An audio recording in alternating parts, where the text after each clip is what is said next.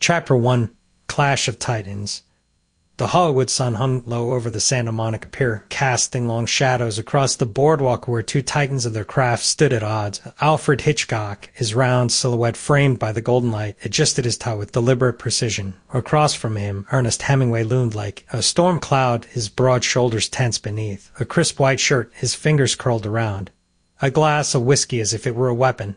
The air between them crackled with something more than rivalry, something electric, unspoken, dangerous. It was 1953, and the world knew them as opposites. Hitchcock, the master of suspense, a man who built empires on the tension of a single glance. Hemingway, the literary titan, a man who carved truth from the raw edges of life. They had met before, in passing, at parties where the elite of Hollywood and literature mingled like sharks in a tank, but this time, fate had other plans. The meeting had been arranged by a mutual acquaintance, a producer who thought the pairing of Hitchcock's cinematic genius and Hemingway's raw, unfiltered prose might birth something extraordinary. But from the moment they shook hands, it was clear this would be no ordinary collaboration. You make movies for people who don't like to think, Hemingway said, his voice a low growl. Hitchcock's lips twitched just barely. And you write books for people who don't like to feel. The words hung between them, sharp as a blade, but beneath the surface something else stirred a recognition. Two men who had spent their lives crafting illusions, each in their own way, one with light and shadow, the other with ink and blood. Hemingway took a slow sip of his drink, his eyes never leaving Hitchcock's. You ever been to Spain? Hitchcock raised an eyebrow. I prefer my bullfights on film. Then you've missed the point. Hemingway's voice was rough, but there was something else, a challenge.